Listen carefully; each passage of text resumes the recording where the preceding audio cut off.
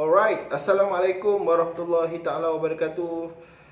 Selamat, hari ni hari apa? Hari ni dah hari apa ni? Hari ni hari Rabu 3 bulan 6 2020. So pada yang masih lagi dalam mood menyambut hari raya Aidilfitri tu, saya ucapkan selamat menyambut hari raya Aidilfitri. Rasanya tak terlambat kot. Saya ucapkan selamat hari raya kan, walaupun kita dah berada di Syawal yang ke berapa ini? Ke-10, ke-11 lah, tak lebih kurang.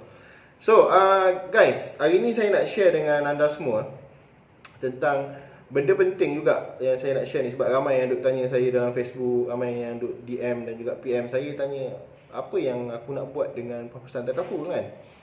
Katakanlah berlaku sakit kritikal ataupun hilang umpai kekal ataupun berlaku kematian, so dapat pampasan tu, apa yang nak buat? Nak buat apa dengan pampasan tersebut?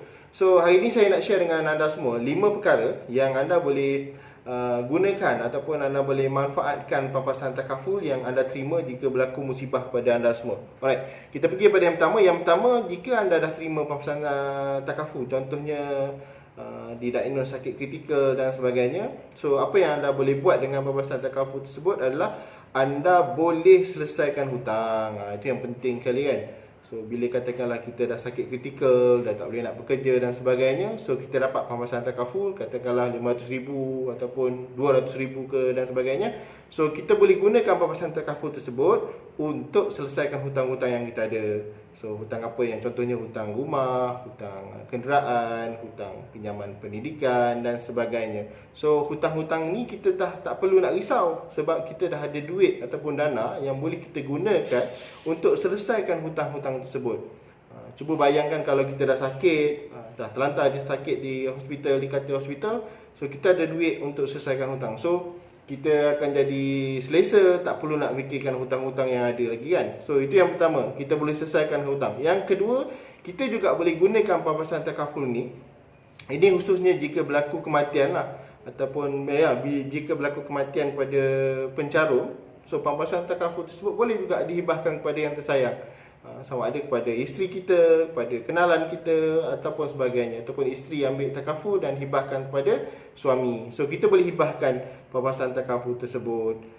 So itu yang kedua. Yang ketiga, jika pampasan takaful ni juga kita boleh gunakan juga untuk buat pelaburan. Ini ramai yang tak tahu. Kata, kenapa aku nak ambil takaful? Aku bayar je tapi aku tak dapat apa-apa. Ya betul, masa kita sihat memang kita tak dapat apa-apa. Cuma katakanlah kita berlaku sakit kritikal pada kita, so kita terima pampasan takaful secara lamsam banyak. Contohnya Ali terima RM 1 juta contoh, ataupun RM500,000 jika dia sakit kritikal. So dengan duit pampasan tu tadi, si Ali ni boleh gunakan duit pampasan tersebut untuk buat pelaburan. Pelaburan kat mana-mana alat kewangan yang ada di Malaysia lah. Jangan pula korang pergi melabur dekat alat-alat pelaburan yang tak disahkan. Contohnya dapat pampasan takaful, pergi masuk skim cepat kaya dan sebagainya, ataupun pergi masuk pada money scam dan sebagainya. Itu memang disaster lah kan. So dah dapat pampasan takaful, katakanlah selesai dah hutang, ada lagi baki, duit baki tersebut boleh juga dibuat pelaburan untuk sebagai menggantikan ataupun sebagai alat untuk kita backup balik pendapatan kita yang hilang akibat kita sakit. Contohnya boleh labur di Amanah Saham Bumi Putra, boleh juga melabur di Amanah Tanah Malaysia dan juga unit trust dan sebagainya. Sebab bila kita sakit ni, bila kita ada duit, kita boleh juga guna duit itu untuk rolling balik, untuk ganti balik pendapatan kita dengan cara kita buat pelaburan. Ataupun boleh buka akaun CDS, boleh beli beli saham di bursa dan sebagainya. So itu yang ketiga, kita boleh juga guna duit pampasan takaful tadi untuk tujuan pelaburan. Yang ketiga. Yang keempat, kita boleh pampasan takaful ni juga boleh digunakan untuk tujuan pembiayaan ataupun sebagai dana pendidikan anak-anak. Itu yang saya selalu cerita kan. Kena juga ambil kira ataupun kita kena juga take into consideration calculation ataupun pengiraan pendidikan anak-anak. Tujuan dia bila kita sakit ataupun ibu bapa ataupun bapa sakit, so at least ada dana pampasan tunai yang banyak ni yang boleh digunakan untuk tujuan kita bayar ataupun kita biaya kos pendidikan anak-anak.